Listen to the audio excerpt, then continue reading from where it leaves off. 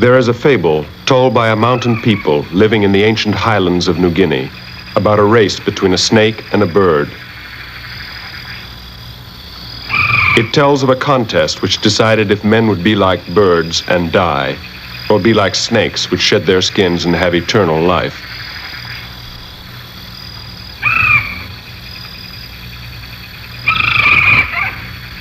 The bird won, and from that time, all men, like birds, must die.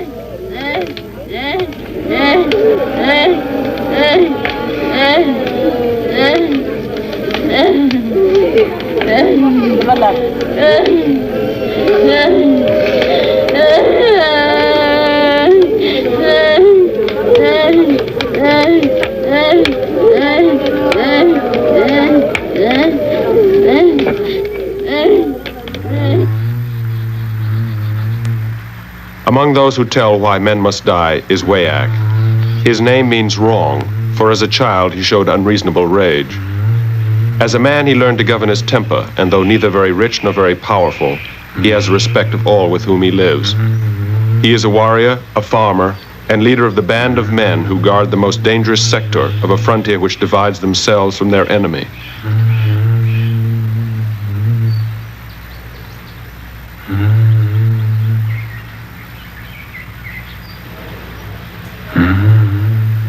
Often, while at his post, he busies himself with weaving, a task all men perform.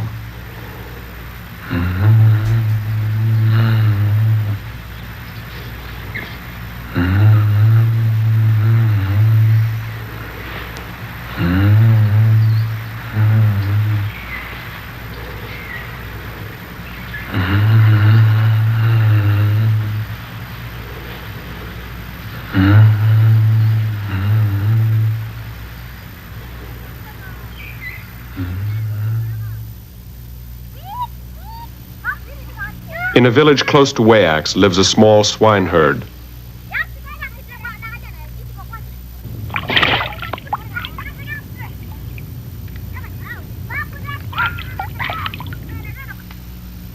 He is called Pua, having been named for the yellow clay these people put on when a relative has been killed or dies, when an enemy has been killed, and sometimes for no reason at all. The patches of color around the eyes and shoulders help to complete their image of themselves as birds.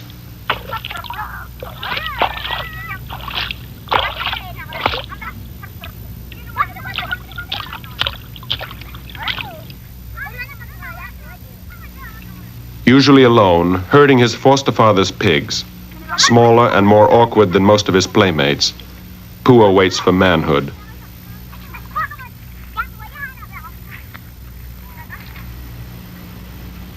Close to the mountain wall is Pua's village, Wuparainma. Near it are situated other villages, each inhabited by 20 or 30 closely related people.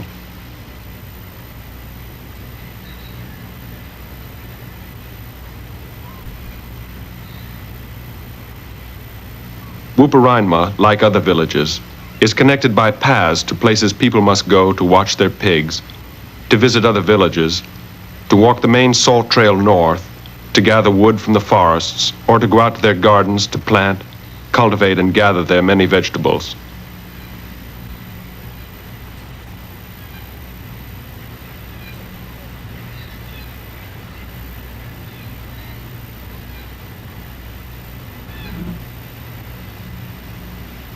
Beyond the intricate system of ditches and gardens is the frontier.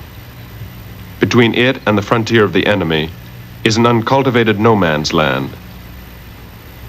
There, on a low ridge that juts from the base of a lonely hill, is the major battleground, the Wara Bara.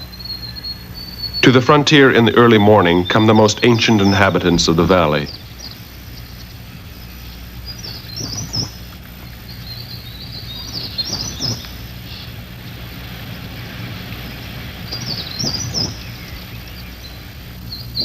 Along the whole frontier are high towers put up by each side to command a better view of the no man's land between them.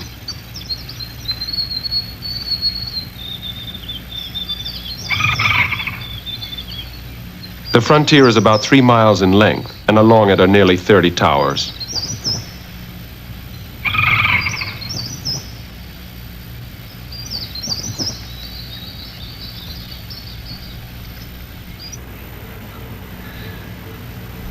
Homaklep, a village a few minutes on the same gentle slope from Wuppereinma, is where Wayak, his wives, his children, and a few other families live.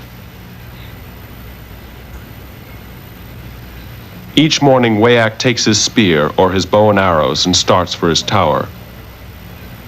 His path takes him westward in the direction of the flat valley floor, where between the small villages and the frontier lies most of the garden land. Then southwestwards along a little river which comes down from the high hills behind Homaklep. He follows this until he reaches the nearer bank of a greater river, the Ik.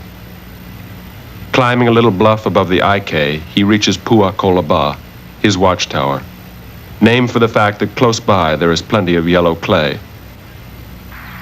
Because the Ik is small enough for men to cross easily in shallow places, this river portion of no man's land is extremely dangerous, and bands of warriors frequently use it as a means of entering their enemy's territory. Among the many birds that dwell near it, only ducks are avoided, it being supposed that they carry harmful magic fed them by the enemy downstream. Some men believe that to eat a duck would blind them to an approaching raiding party. Sometimes, though, their sudden flight serves as a warning that men are near. As is his custom, Wayak starts out for the frontier. He is armed and wearing the only clothing he knows, a dried and hollowed gourd, which tied up with a bark string gives him all the covering he desires. 2 wives stay behind in the long family house.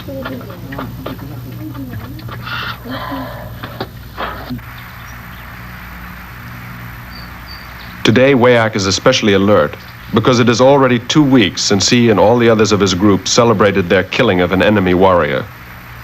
And because, according to the way these people live, that killing must be avenged. These people's wars and raids yield neither territory, prisoners, nor plunder.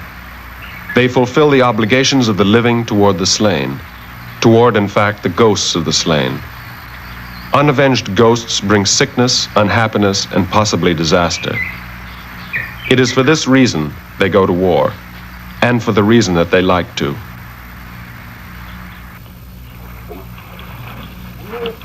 Reluctantly, Pua leaves the comfort of his mother's fire to begin another day with his foster father's pigs. People prize pigs highly, and to own a large herd is part of being rich and influential. Since they have such importance, a great responsibility falls to those who look after them, a fact which Pua knows but never fully comprehended.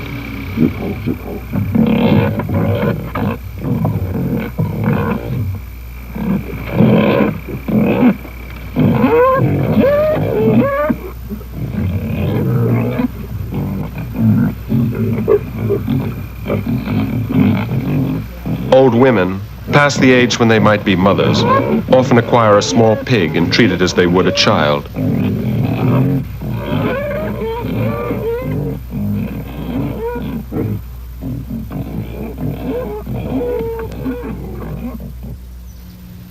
On the main thoroughfare, the trail running north and south along the valley close to the mountain wall, are people on their way to work in gardens, or like Pua to herd their pigs. It is along this trail that people move to visit other villages lying off to either side, and to reach the salt wells 10 miles to the north and half a mile up the mountain wall. Already, some little girls who have their families' pigs to watch are passing the time by etching garden plots and drainage ditches in the hard ground.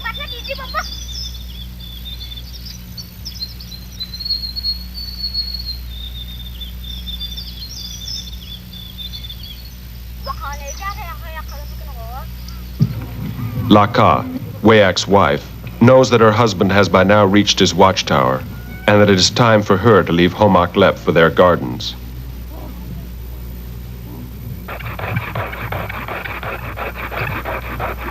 Having seen no sign of the enemy, Wayak makes a fire so that women who want to work in nearby gardens can see the smoke and know it is safe to come.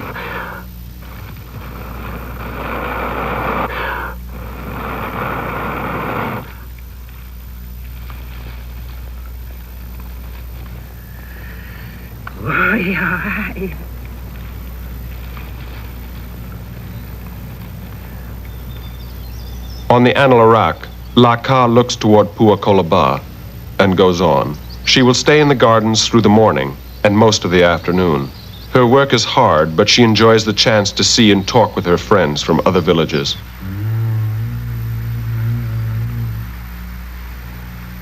This morning, Wayak begins to weave a long bark fiber band on which he will later sew cowrie shells and bits of fur. These bands are used to decorate not the living, but the dead. They are presented at the funeral of close relatives, whether a man, a woman, or a child.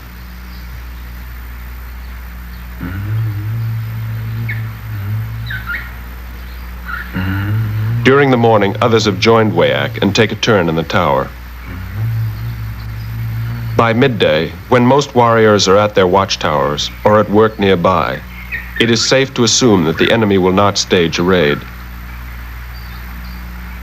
To be successful, a raid must come when least expected and at a place which for some reason is unguarded.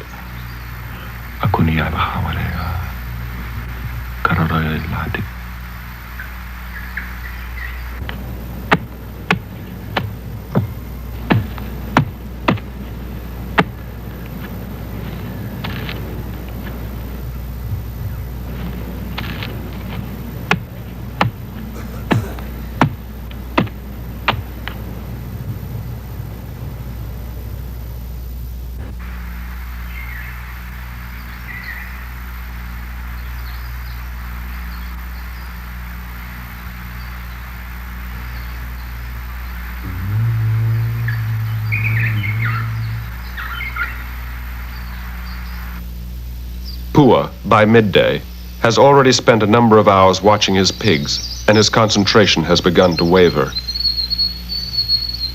For diversion, he arms himself and sets out to kill a dragonfly.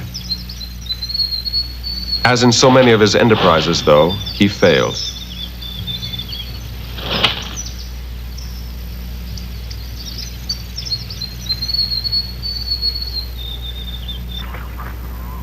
In other gardens, other men are doing the work that women cannot do as well. Most men, if they are married, will do little more in their gardens than the heaviest work. When that is done, their women come to plant and later to harvest.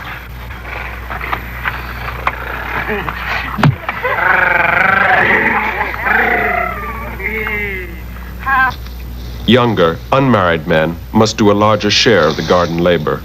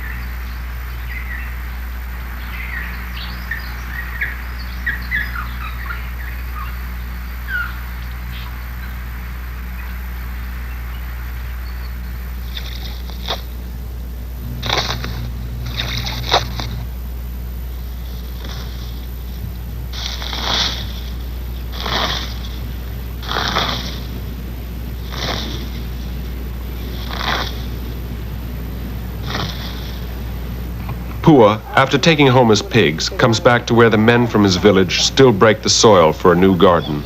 He watches, thinking of the day when he himself will be a farmer.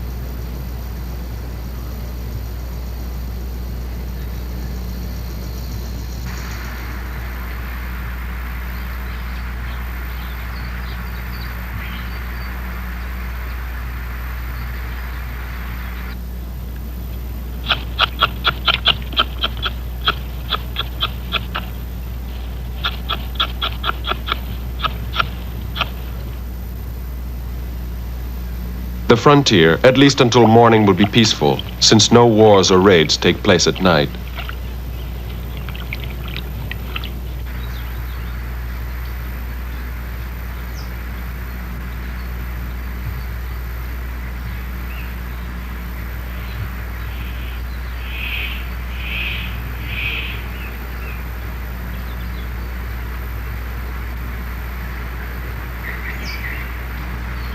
The ghosts, which more than anything else rule the lives of these people, are known to be most active in the dark.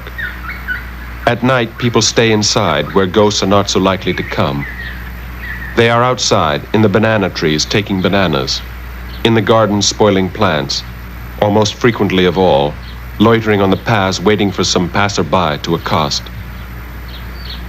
Not even the bravest warrior likes to be out at night, unless there is a full moon, and he can see and not be tripped or injured by the ghosts.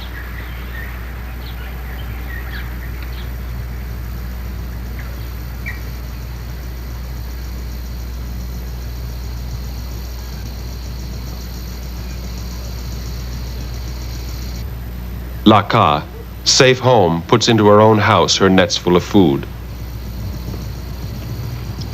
On the Anil-Arak, Wayak stops to look out of the emptying fields toward the Warabara and the twilight which fills with the shapes and sounds of swallows.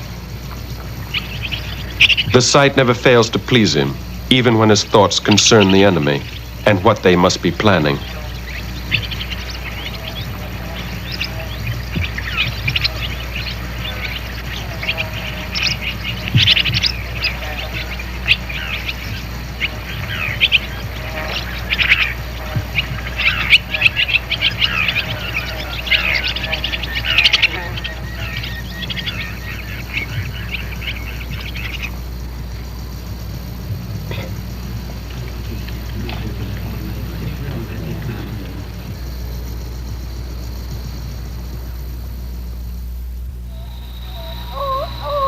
One morning, a few days later, an enemy raiding party came early to ambush some unwary visitor to the gardens, but they had chosen a dismal day, and most people were still in their houses.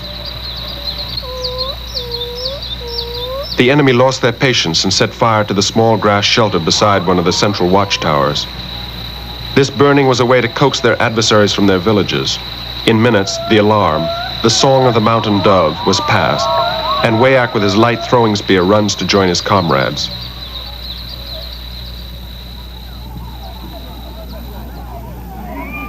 The younger warriors and those in the closest villages are already at the front. The older men, or those recently wounded, follow.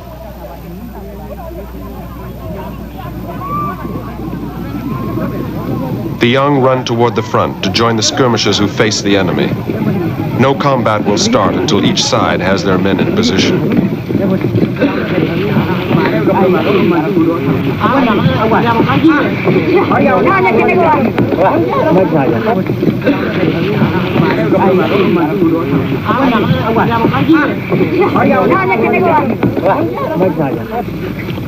Excitement is high, but the air is chill, and no battle is worth fighting very long in discomfort. The first arrows fly, and the front erupts in fighting. The numbers are few, though, and the fighting is not enthusiastic. It is the enemy who chose the day and provoked the confrontation. Wayak's group came to reassure the enemy of their will to fight, though now that will, on each side, wavers as the rain approaches.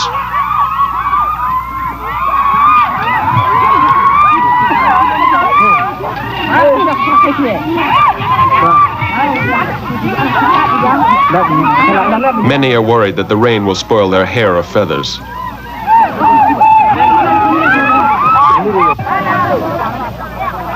The enemy came this morning to kill, to avenge the ghost of their warrior slain by Wayak's group more than 2 weeks before. Until they do, they live in a state of spiritual decline.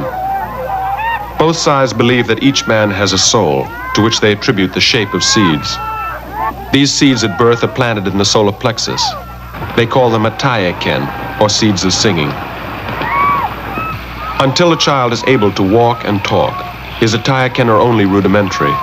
As he or she grows older, the Atayaken also grow. One's soul, or seeds, are especially sensitive to the death of a friend or member of the family. By contrast, causing the death of an enemy is tonic to the soul and lifts the spirit.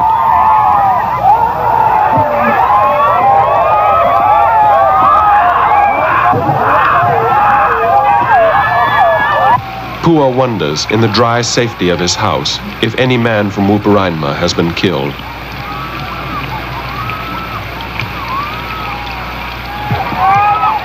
So quickly did the rain sweep over the mountain wall and onto the valley floor that the battle slackened almost as soon as it began.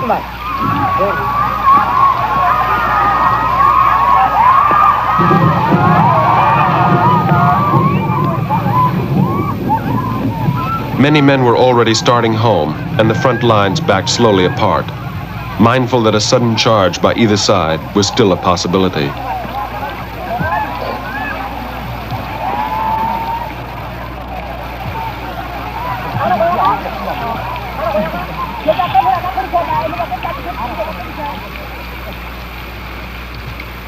A few who were slow to leave find cover and warmth under the shelter on the field where, after killing, these people hold their victory celebrations. They will stay until the rain passes, talking about the way the battle had gone. They will exaggerate what really happened, and they will be glad that so far it was the enemy who had failed.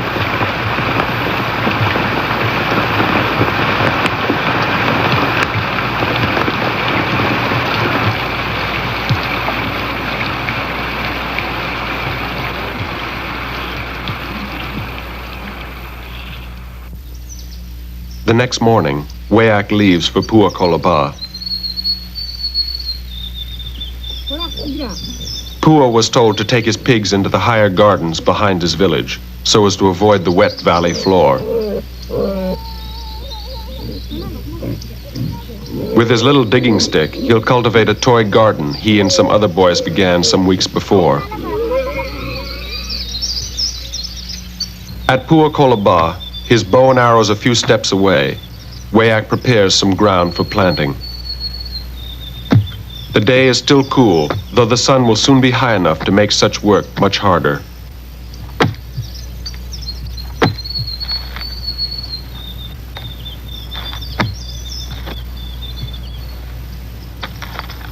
Even though he works near his weapons, and even though the watchtower is manned by a lookout, and there are men in the shelter beneath it, Wayak instinctively looks up at frequent intervals.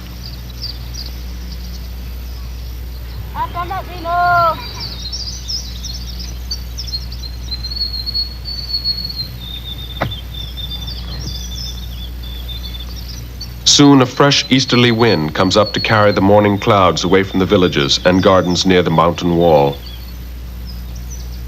In the gardens, glad to be warm, some boys have collected in a sort of playground, an abandoned plot worn smooth by their games.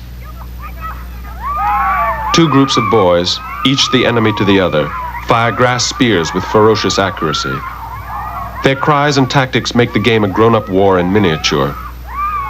The game is fun, but serves as well the serious purpose of teaching boys how to become both men and warriors. The sharp points of the stiff grass can sometimes blind an eye and often bruise. They must learn, therefore, to dodge as well as throw, the art of war demanding both. Because for real enemies, a child or a woman can serve the purpose of revenge. Children learn early the dangers, which to live they must avoid. It is rare that either side is given an opportunity to take any but a man's life, but it is not unknown, and at the death of a child, the sorrow is great.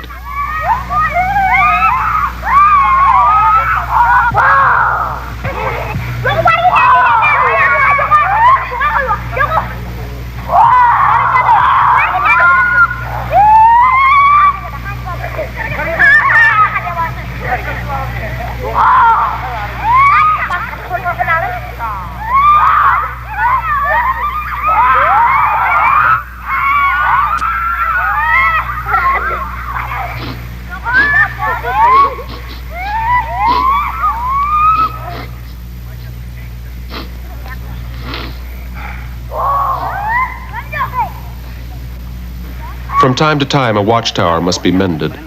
For this reason, Wayak has asked the men who guard Pua Kolaba to gather new vines and new poles to replace those which are broken or weak. Because of its importance to those who live within its protective circle, any work connected with making or repairing a watchtower must be accompanied by certain magic, such as making a toy bow and some toy arrows, the kind which would be used only by a small boy.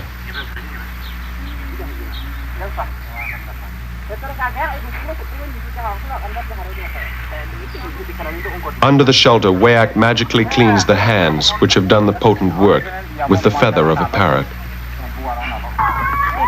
In the gardens close to their villages, Pua and some friends find out which of them is strongest.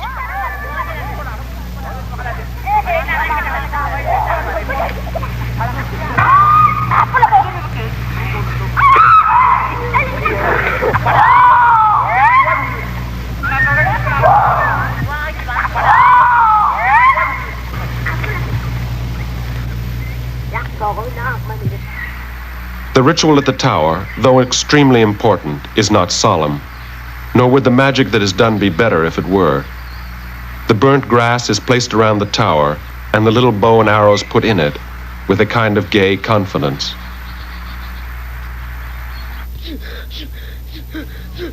It has been decided who is stronger, or perhaps only who is weaker.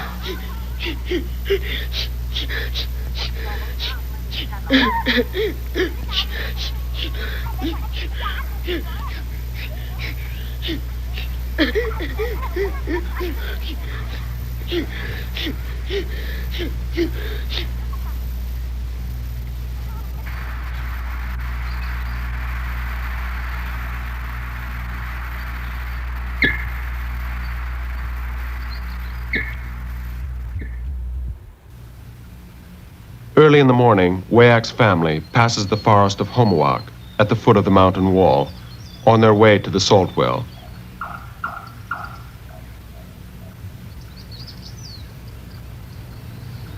They carry parts of an old banana tree cut down the day before, which they will put in the well to soak up the brine. It is a long way, even to the foot of the wall where the trail starts upward to the well, half a mile above the valley floor.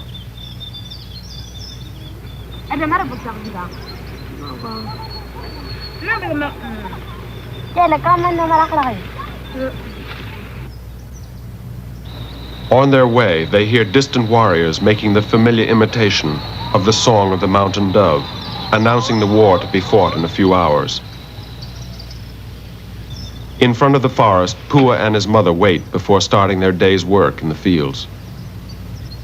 The fact that men go to fight does not disturb the rhythm of a woman's life, unless her husband, her son, or someone of whom she is especially fond is badly hurt or killed.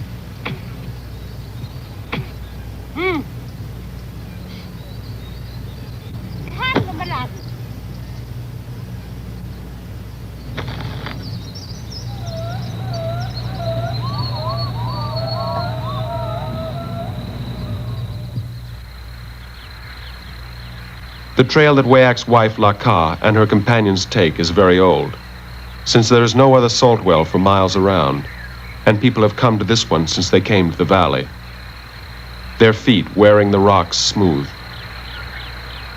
So smooth that when they are wet they are dangerous, even for sure-footed girls.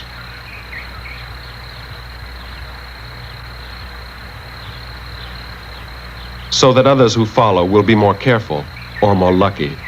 Laka leaves a magic warning.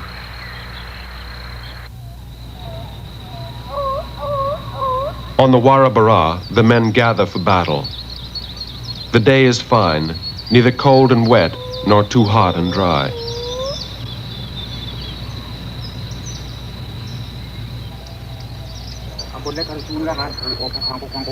The whole ridge is for fighting, and both sides know it well.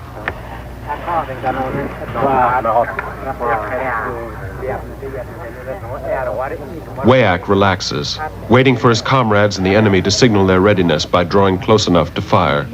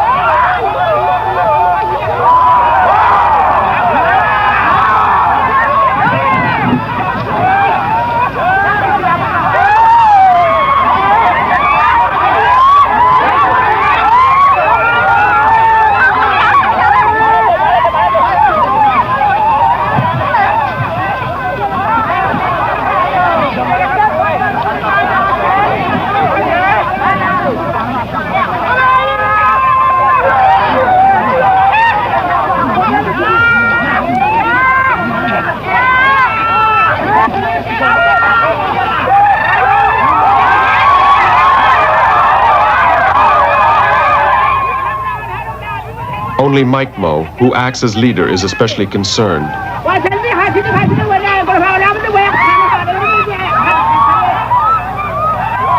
The enemy badly wants the death that will restore the balance which they lost almost 3 weeks before.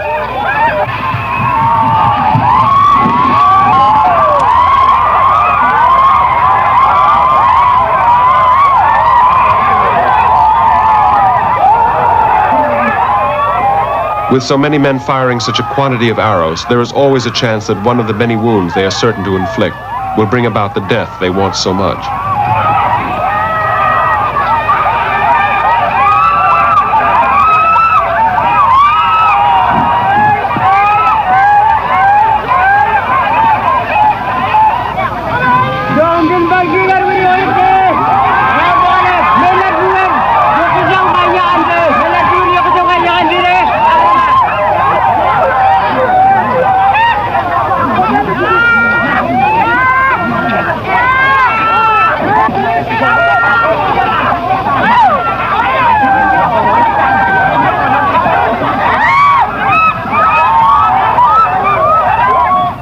Finally, Mike Mo's urgings take effect, and his men withdraw.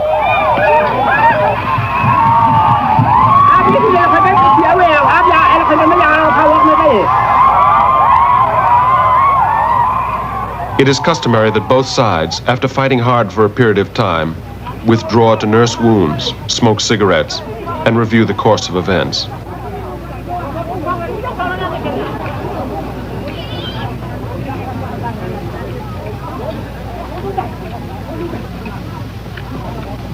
The arrows are not poisoned, but they are barbed and notched so as to break off on impact. One young warrior, pained but also pleased by his wound, was lucky that an older man has enough to hold as he works the arrow free. At the salt wells, La Ka is nearly finished, having spent more than 2 hours soaking the shredded parts of the old banana tree. The way home is long, and the tree much heavier with its new cargo of brine.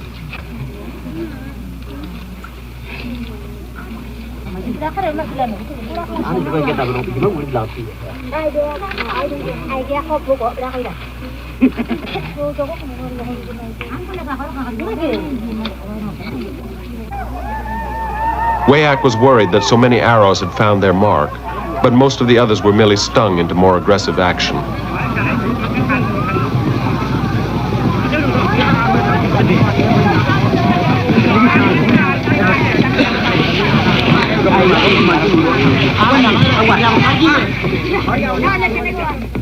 The enemy fell back, thinking that Wayak's group had been secretly reinforced. Having retreated, there was nowhere for them to go except off the ridge and onto some flat land just in front of their little mountain. There, almost at their own frontier, they turned and resumed fighting.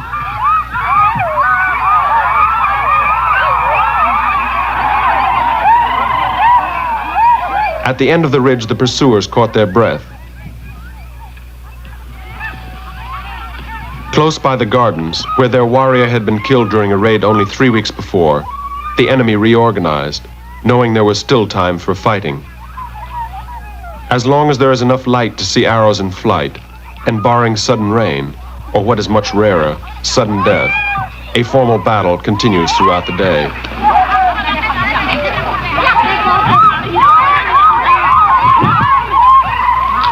Wayak rests and lets the younger men exert themselves on the skirmish line.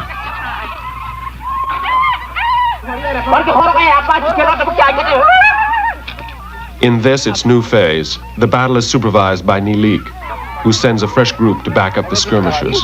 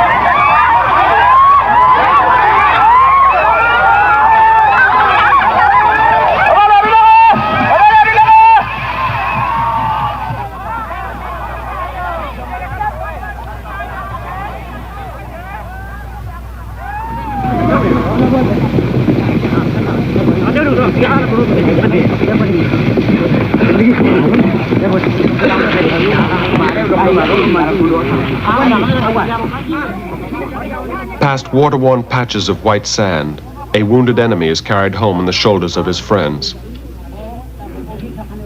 Nilik, not yet convinced the enemy was content to end the fighting, keeps a watchful eye, as do two young warriors who, a moment before, sought in vain to kill each other. Laka and the others have come close to home. They are tired from the long walk and the heavy work, but glad to know that no one had been killed. Had it been otherwise, they would certainly have been told by someone along the trail, since such news goes with the speed of sound, shouted from garden to garden and village to village. Laka did hear that Tuasi, a man from Wuparainma, was badly wounded, and she wondered how he was. The arrow had ended beneath the collarbone, and its tip broke off beneath the skin. Tekman, because he lives with Tuasi in Wuparainma, and because he is famous as a surgeon, knew that the only way to get the arrow out was to grip it with his teeth. Had it been barbed, as most arrows are, Tuasi would have had a far more difficult time and much less chance of living. At the end of the ridge, the others hurl abusive jokes instead of spears. The enemy, for now, is forced to listen.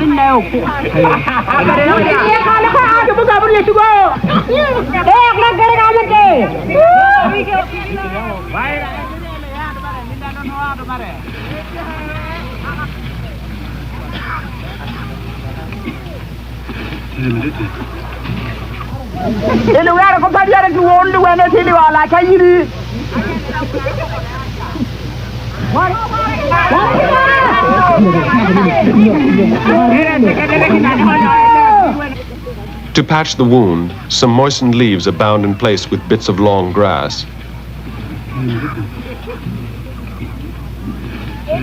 To revive his Atayaken, literally to call back his seeds of singing from their flight to his backbone, a friend applies a wand of grass and murmurs magic words.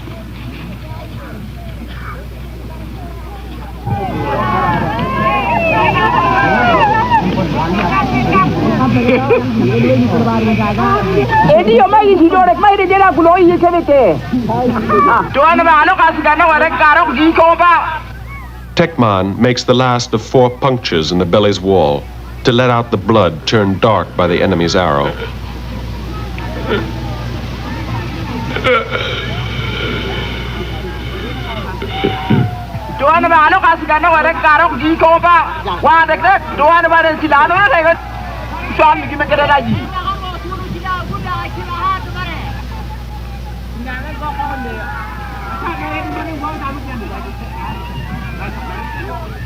The time to leave has come.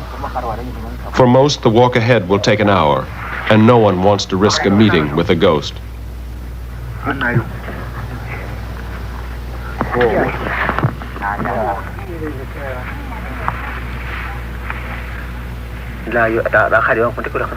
Tuasi will not have to walk, but he must be covered to protect him from the gaze of ghosts, which wounded men are careful to avoid.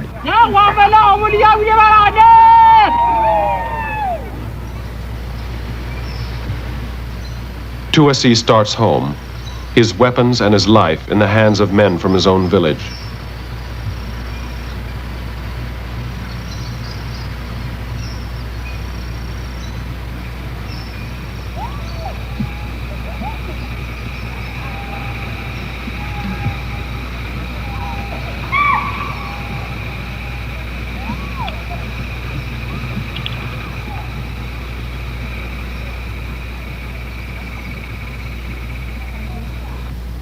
Wayak has already filled an empty stomach and resumed a peaceful task.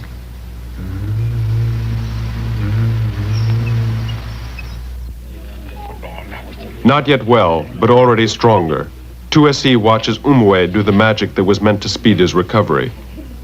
Feathers taken from a friend's soiled headdress are stuck in the hollow tips of a dead branch. The purpose of the magic is to keep the ghosts at bay.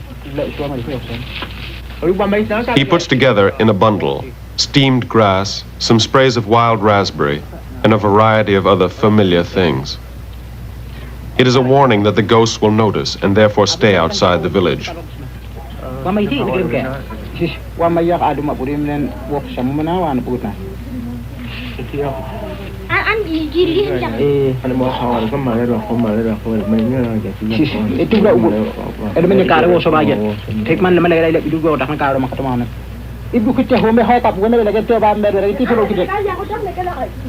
The boys are told to run down the village, sweeping it clean of all ghosts and ghostly influences as they go.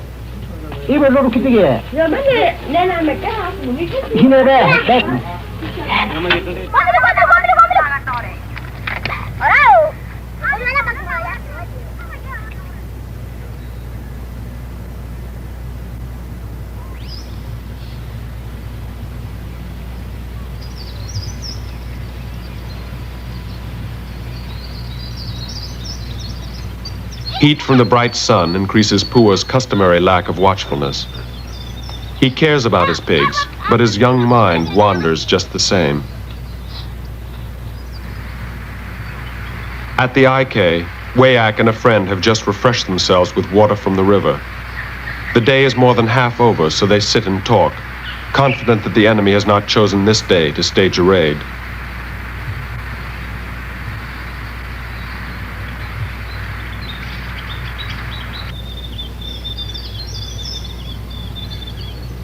When Pua came this morning, he had to leave one of his large pigs in its stall because it was too sick to walk. Having only 3 to watch meant that he could be a little less attentive than usual. With no other children to play with and sleepy from the hot sun, he picks an unsuspecting playmate and decides to doze.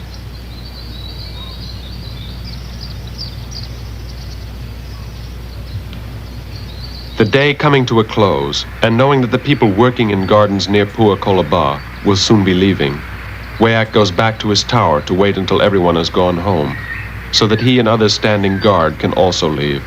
Pua, already home, weeps because his sick pig has died.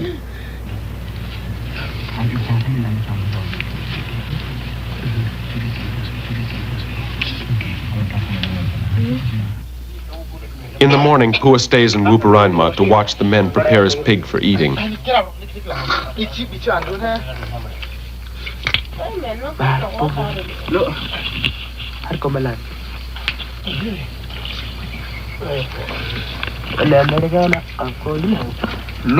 Everyone shares in the work. One man makes the kindling for a fire to burn off the bristles before the pig is butchered.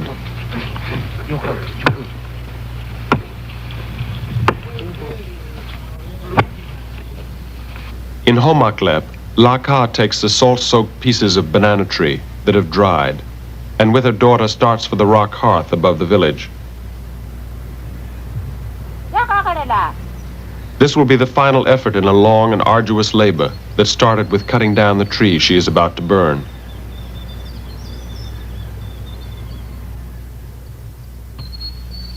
The strips of banana tree must be dry enough to burn completely. What can't burn would be wasted, and Lakar worked too hard for that.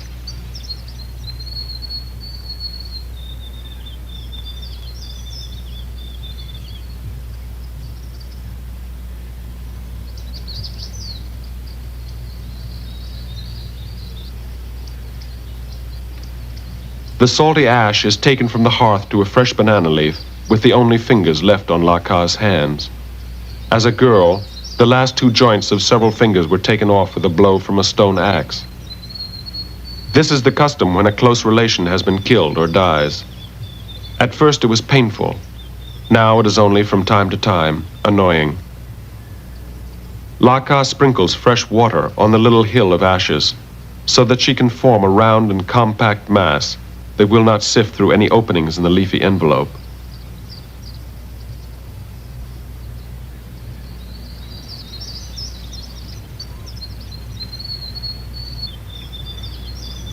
Diet dog, sini kita bin diet dog.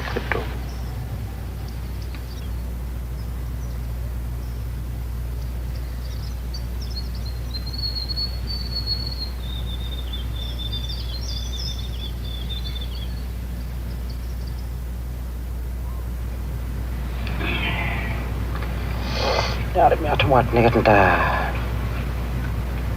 Dia pun berkun pak ter kada sini nengkeli ni.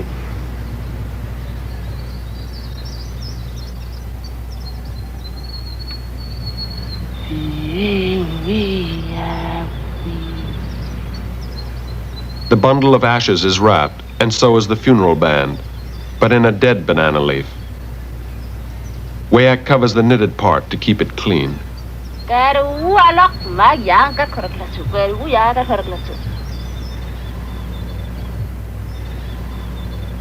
Pua, back with his pigs again, decides to drink in Homawak, the forest at the bottom of the mountain wall.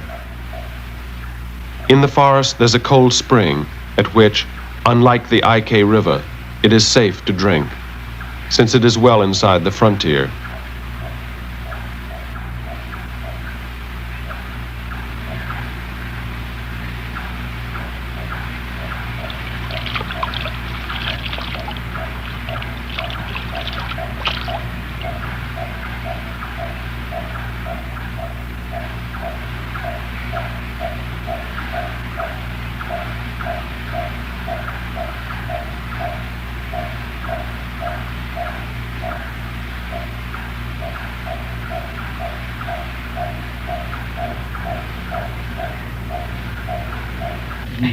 In the evening, Wayak decides you'll see how much he has to weave by measuring what is done. When finished, the band must stretch 1.5 around the fire, but he's impatient to see how it will finally look. Pua, who has come to visit with a friend, helps him lay it out.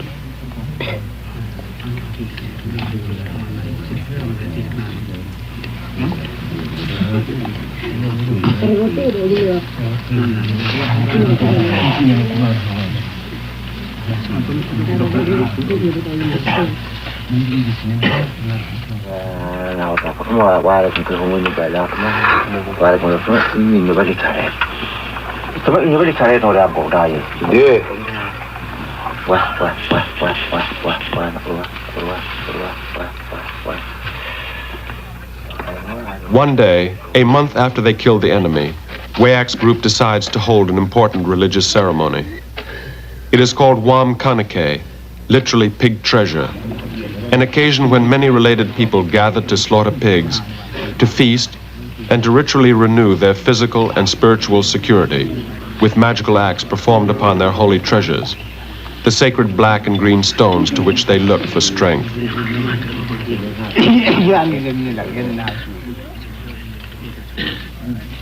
Everyone gives whatever help is needed, such as cleaning out the cooking pit.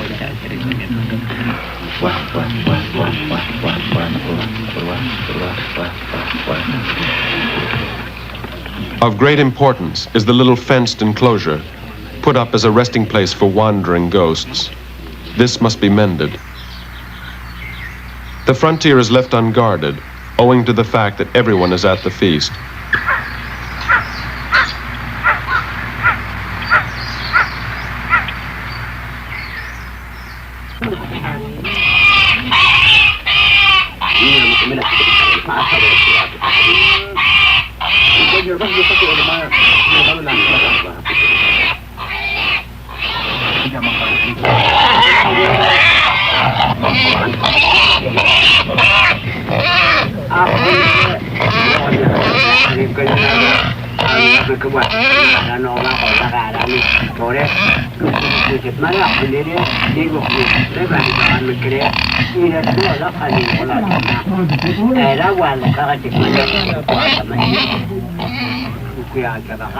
Today, 12 pigs will die.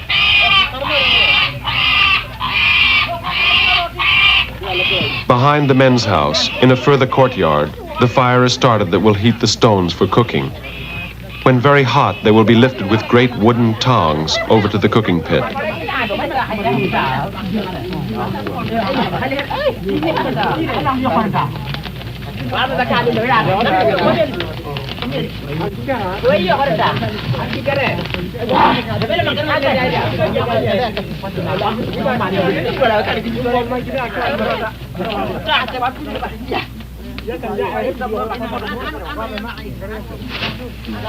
When all the food is in, the new grass will be lifted over it, sealing in the steam.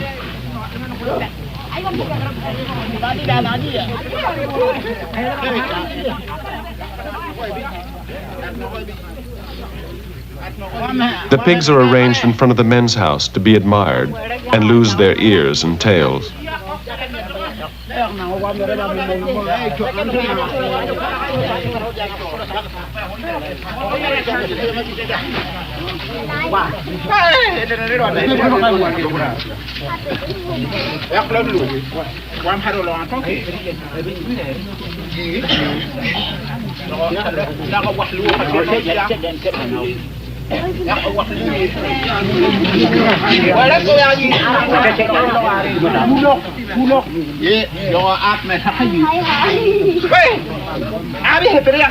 Umwe, who made the magic to keep ghosts away from Tuasi, is in charge again.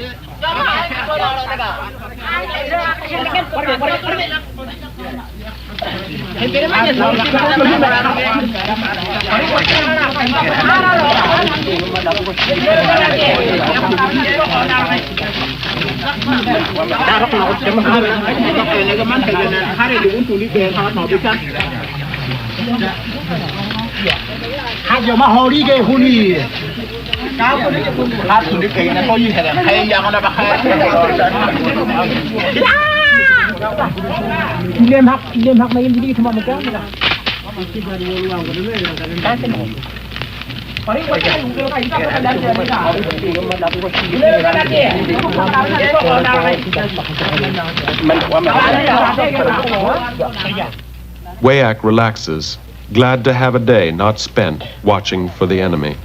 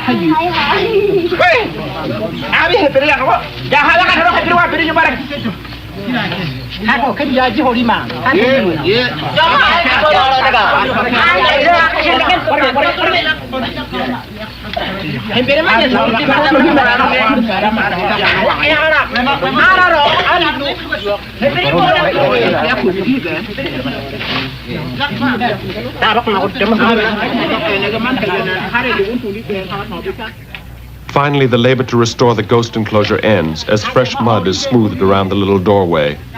And to help the wandering ghosts to find their way, a path is drawn. As the grass is lifted up to seal the contents of the pit, the terrible news of death is known.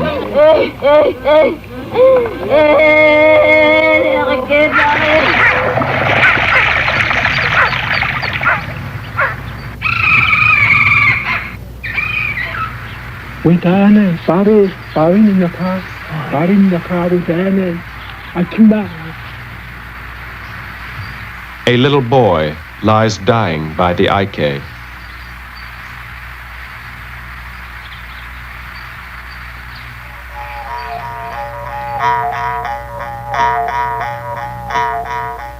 By dusk, the boy was dead, from many spears that caught him as he walked toward the river for a foolish drink.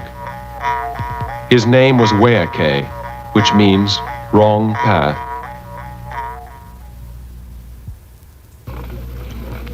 Each life that's taken is celebrated by both sides. The ones that lose a life prepare a chair, the only furniture they know, to lift the corpse for ghosts to see while they cry and have their funeral. The ones that take the life dance and sing all day.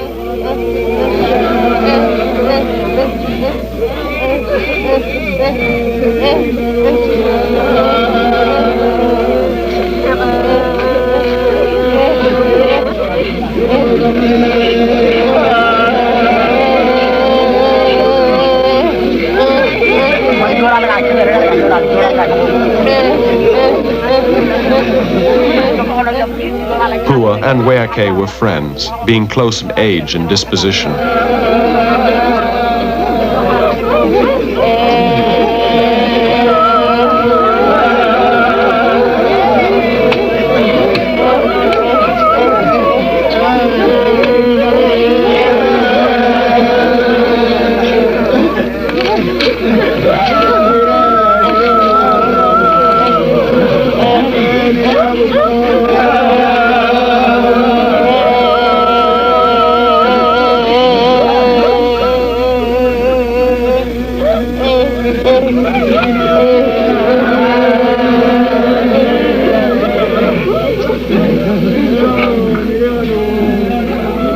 When he is safely tied into his chair, the men bring out the woven shell bands which they have brought in honor of Weake's death. Shells are given ceremonially 3 times: at birth, at marriage, and at death.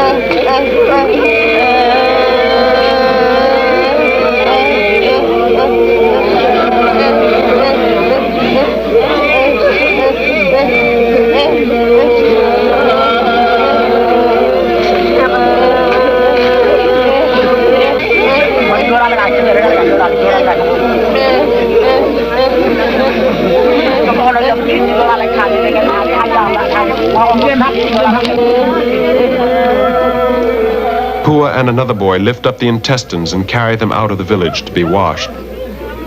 They will take them to the same cold stream where Weake was bathed to dull his pain while dying.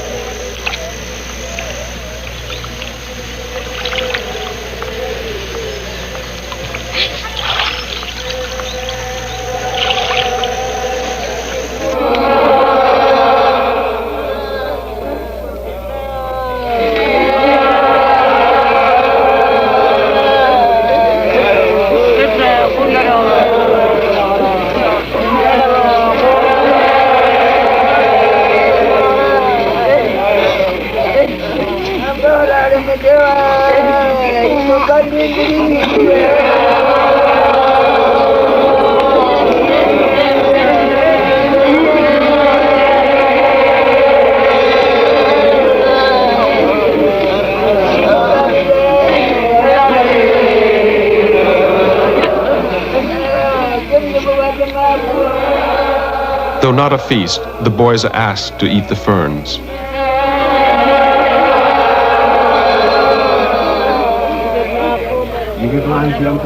The time comes to take the shell bands from Wayake. They will be put down before the most important men, and then distributed among those who are closest to the boy.